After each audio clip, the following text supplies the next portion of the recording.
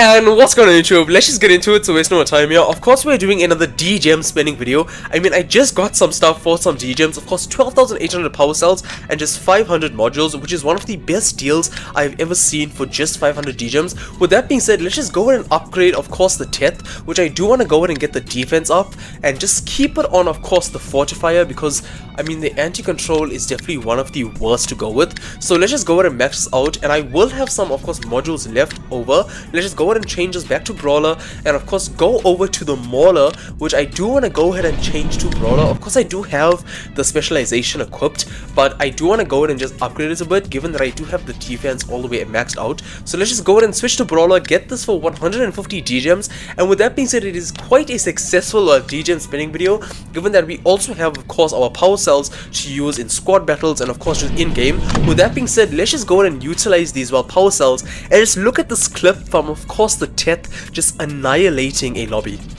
Okay, perfect. We just made it into a game. Honestly, let's just go ahead and put this trusty Teth at work. Of course, in this map particularly, I mean, I can definitely just go ahead and get hit off the side, given that it is a tiny map and people just use, honestly, the unknown Tachi and just hit me off the map every single time with this Teth. Of course, I am using the 190 weapon, so I'm quite confident in just not being able to die right now. Of course, the pilot that I do have equipped, and of course the drone just work in unison, and they really do what needs to be done. Of course, this Retro Reaper is just going down instantly.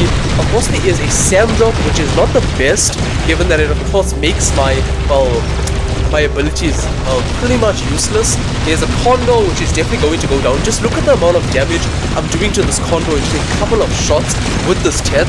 And honestly, keep an eye on my health. It is definitely dropping, but I can just definitely instantly regain that. And I might die here. Actually, it's not the best time to say what I just did. If I'm going to die, can I escape real quickly? If I escape and of course just regain my health, it will definitely be perfect, given that I still have all of my weapons.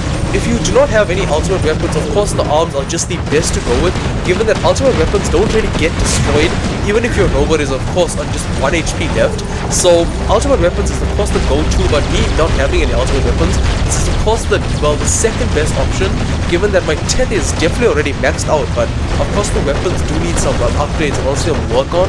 So let's just go for this Conqueror. I mean, I definitely can't kill him.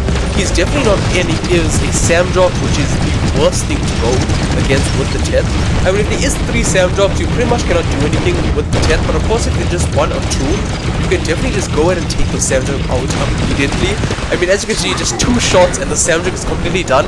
And there is a second Sam drop. What a perfect time to be talking about this. I can definitely sneak up on the Sam drop, and I killed him. Rampage, of course, perfect. That Sam drop just went down in 2 shots as well, given that he was, of course, less than half health, but I would still take a Rampage if I get one.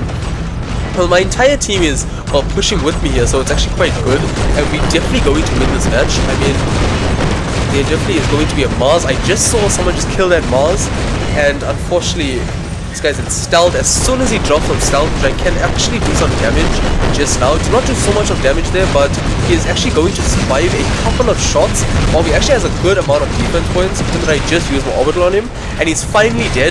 I do see a different enemy up there. I'm going to go for him, but first let me just use my orbital.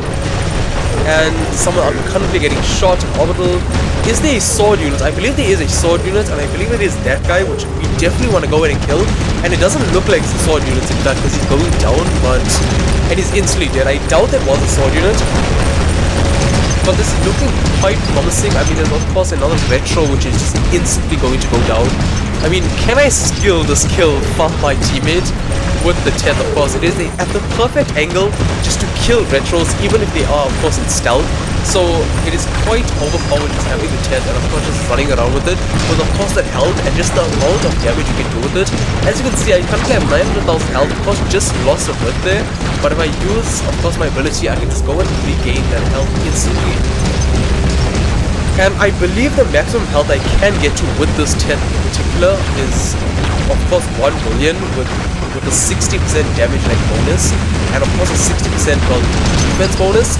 And there is an Indra, which is one of the worst to go against, but the Teth doesn't seem like it's having so much trouble. Of course, Indra doesn't look too well upgraded, but if you do happen to go against a complete cracker Indra, a 150 level, of course it is a definite pain just going there and killing them, because they constantly have that phase shift, which is the worst to go against in any battle.